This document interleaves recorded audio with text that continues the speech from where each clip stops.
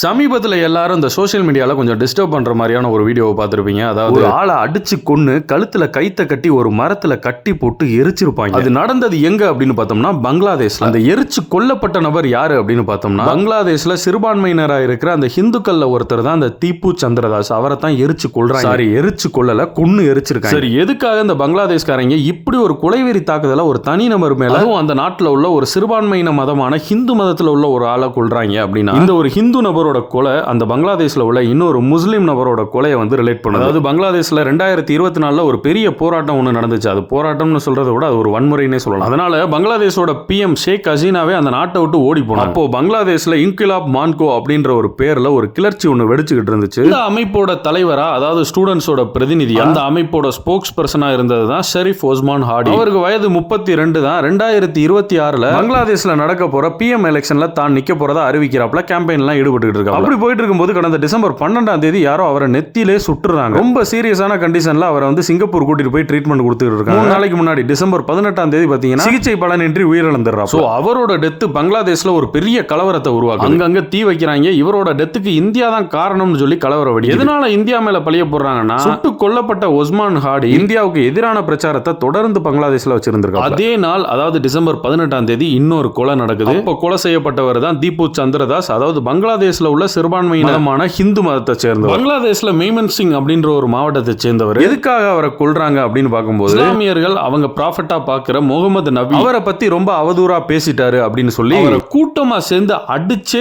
கொலை பண்ணி அவரை தரத்தரன் ரோட்ல இழுத்துட்டு வந்து ஒரு மரத்துல கழுத்துல கைத்த கட்டி அவர் உடம்புல தீ வச்சு எரிச்சிருக்காங்க. அவ்வளவு கூட்டத்துக்கு நடுவுல. இதுல முக்கியமா நம்ம பார்க்க வேண்டியது என்னன்னா, தீப்பு சந்திரதாஸ் அப்படின்றவர் இஸ்லாமியர்களோட ப்ராஃபட்டான முகமது நபியை தவறுதலா வார்த்தைகளை விட்டுருக்காரு அப்படின்றதுக்கு எந்தவித அடிப்படை ஆதாரமும் கிடையாது. அப்படியே பேசி இருந்தாலும் அவரை கொல்றதுக்கு இவங்களுக்கு யார் உரிமையை கொடுத்தாரு? தவறுதலா பேசியிருந்தா அவர் என்ன தப்பா பேசினாரு அப்படின்றத சட்டத்துக்கு முன்னாடி நிப்பாட்டி அவருக்கு அதுக்கு தக்க தண்டனை வாங்கி கொடுத்தாரு. ஆனா அவர் தவறுதலா பேசினாருன்றதுக்கு எந்த ஒரு அடிப்படை ஆதாரமும் இல்லாம இப்படி அடிச்சே கொண்டிருக்காங்க. அவர் ஒரு ஹிந்து அப்படின்ற காரணத்துக்காக மட்டுமே. இப்படி ஒரு கலவரம், இப்படி ஒரு கொலை, இதெல்லாம் நடக்கிறதுக்கு அந்த நாட்டில் என்ன காரணம் அப்படின்னு பார்த்தோம்னா, பேசிக்கா அந்த நாட்டில் அரசாங்கம் சுத்தமா சரியில்லை. நாட்டில் ஏதாவது பிரச்சனைனா பிஎம்ஏ ஹெலிகாப்டர் ஏறி தப்பிச்சு ஓடுது இன்னொரு நாட்டுக்கு. ஏன் இப்ப கூட அந்த அம்மா இந்தியாவுக்கு தான் ஓடியாந்துருச்சு. இவ்வளவுக்கு அந்த அம்மா முன்னாள் பிரதமர். அந்த அம்மாவுக்கு வந்து வங்கதேசத்தோட உச்சநீதிமன்றம் தூக்கு தண்டனை அறிவிச்சிருக்கு. அந்த அம்மாவை திரும்ப இந்தியாவில இருந்து பங்களாதேஷ்க்கு அனுப்ப சொல்லி கோரிக்கை வச்சிருக்காங்க பங்களாதேஷோட அரசாங்கம். அதாவது அவங்களுக்கு கொஞ்சம் கூட ஈவு இறக்கமே இல்லைங்க. அப்படியே தரத்தரன்னு இழுத்துட்டு போறாங்க, கட்டி வச்சு எரிக்கிறாங்க. பார்க்கும்போதே கொடூரமா இருக்கு. இந்த தீப்பு சந்திரதாஸ்ன்றவரை கொன்னு எரிச்சதுக்காண்டி இப்ப 10 பேரை அரெஸ்ட் பண்ணிருக்காங்க பங்களாதேஷ். அது ஒரு பக்கம் இருக்கட்டும். ஆனா எனக்கு இதை பார்க்கும்போது ஒன்னே ஒண்ணுதான் தோணுது. இதே நிலை தான் இந்த பங்களாதேஷ்ல நீடிக்கும் அப்படின்னா கண்டிப்பா அந்த நாடு வந்து வாழ தகுதியற்ற நாடா மாறிடும்.